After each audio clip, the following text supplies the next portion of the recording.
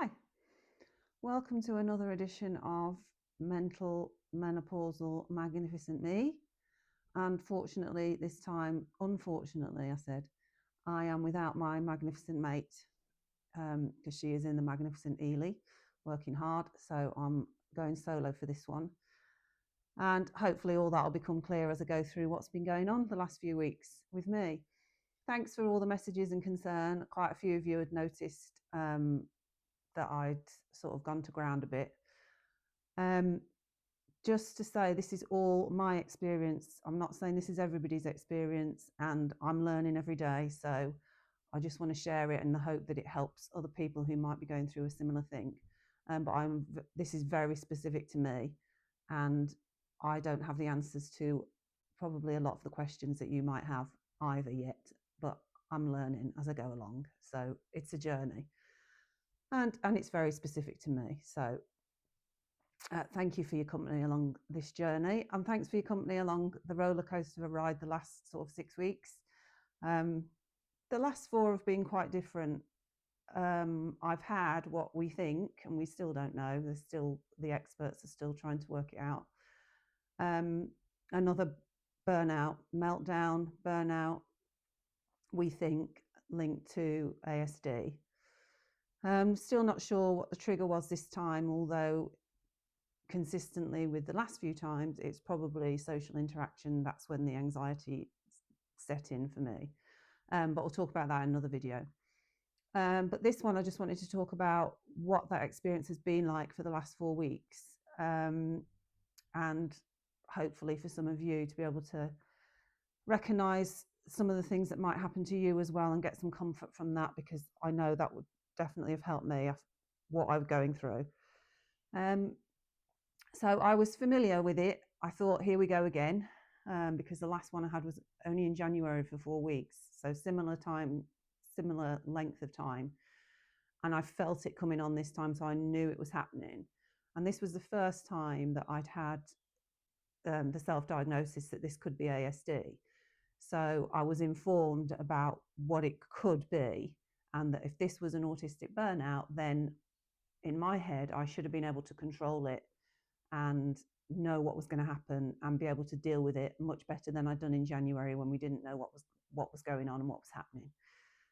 That was a little foolish and a little naive, because obviously you can't control the autism. You can try and put boundaries and things in place so that this happens less frequently.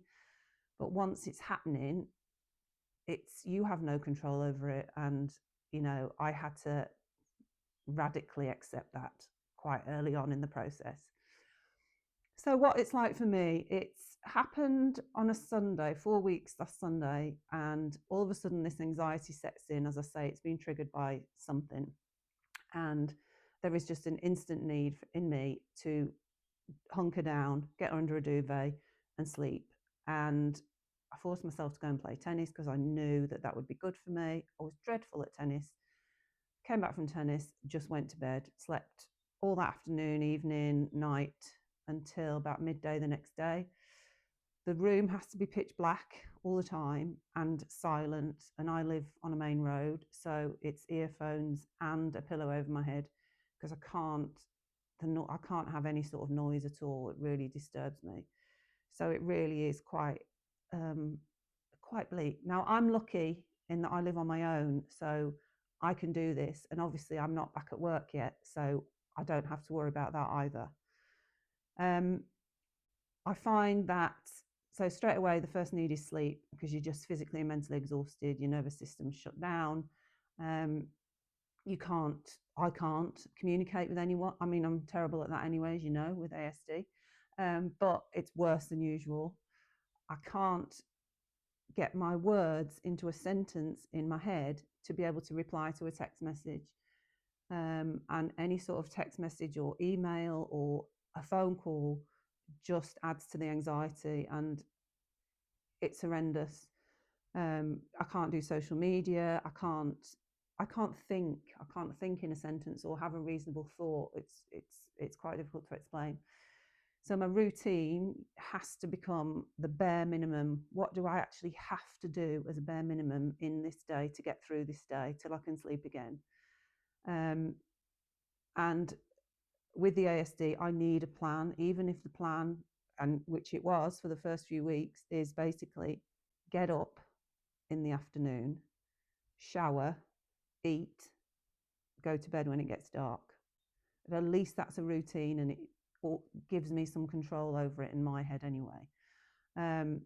But that's basically the routine for the first few weeks. Eating, I know I've got to do it because when I didn't do it before, I ended up in hospital, but you don't really feel like it, but you know you have to. So I'm eating convenience carbs straight from the packets. So no preparation, no cooking, no heating up, no microwave. I don't have one. So it's basically hot cross buns straight out of the packet, crumpets straight out of the packet, crackers, yogurt for breakfast, a banana, but and just repeat, no variance in any of that either. My anxiety is through the roof at this point, so I'm doing lots of stimming, and for me that's pacing up and down the flat constantly. I pick my skin. I'm doing it now on the other hand, but you can't see. Picking my skin constantly. I pull my hair out. I've always done this. Pull my eyebrows out, and being a brunette, have lots of body hair, so pull those out as well. It doesn't hurt me. It's just it just helps. I do a lot of nail biting, a lot of fist clenching. My heart rate's really high. I feel very jittery and shaky and nauseous. I can't go out anywhere. I can't do that in the first few days at all, because the thought of seeing people or having to look at people or talk to people or them try and have a conversation with you is out of out of the question at this point. And my decision making is really poor. So it can take in the morning up to 40 minutes of pacing around and anxiety and stimming to get an outfit together. Bearing in mind, I'm not going anywhere. I'm just sitting in a chair all day. That's how long it takes. And then once that outfit's been chosen, I tend to stay in the same clothes for a few days to take that away. It just takes that anxiety away. And they're all soft, comfy clothes. No hard clothes at this time, The decision making at this point is painful. Like I was just saying, that to get clothes, even just have a shower, it just takes so long to do the most basic things. I'm talking like 30 minutes of anxiety and pacing around and avoidance and procrastination just to get into the shower. I have to cancel all plans. So even if it's like coffee with a friend or a phone call or a chat, or I was supposed to be going on a girl break to York for a few days, I was supposed to be going down to Devon for a few days. Absolutely no way can I entertain any of that. It's way too stressful for me at this point. And I also can't drive. So the anxiety just makes driving, too difficult at this point. So I'm lucky that I can walk into town from where I am. So generally, there's a fear in me that it's permanent, and that this isn't, even though people are saying to you it's temporary, we've been here before, even though it's slightly different this time, there's a fear that this is going to just be your life and carry on like this. You have I had no confidence, no energy, no positivity, no interest in anything, no interest in people, talking, going out with that gorgeous weather, no interest in it, not interested in my hobbies. I do a lot of negative self-talk, a lot of self-punishment. I can't do basic digital tasks, like even like going on Google. I can't do that. I can't do my mobile banking. I struggle. Like I say, it takes hours to reply to the basics that I have to do that day, email wise and text wise. And I can't have any sound on, no radio, no TV, no distractions. It just literally has to be enjoy the silence. And I know for most people with ASD, it's about self-soothing in that time. And for me, I haven't found what those soothers are yet. I don't know what will help me in this time. That's what I've got to find out to make these times hopefully shorter and easier to manage, and to make the anxiety less. So I know music is one of my things, but it takes till about week 3 till I can have music on.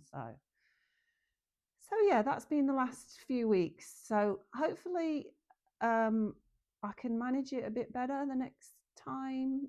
I know this is the way that my life is going to be now, and I've accepted that. It's just, I just have to navigate it and manage it so that these episodes, if you want to call them that for now, are less frequent and shorter, because I need to be working and I need to be able to work around these unpredictable downturns, if you will. Oh, just one really important thing to say is that I'm not on any medication at this point other than for physical health. So I'm not on any antidepressants or antipsychotics or mood stabilizers or anything like that. This is without meds at this stage. And I think that's important to say, because last time in January, I was on antipsychotics and antidepressants, and it took the same amount of time to get out of that dip. So I'm seeing this one as progress. So we shall see what happens from here. Thanks for watching.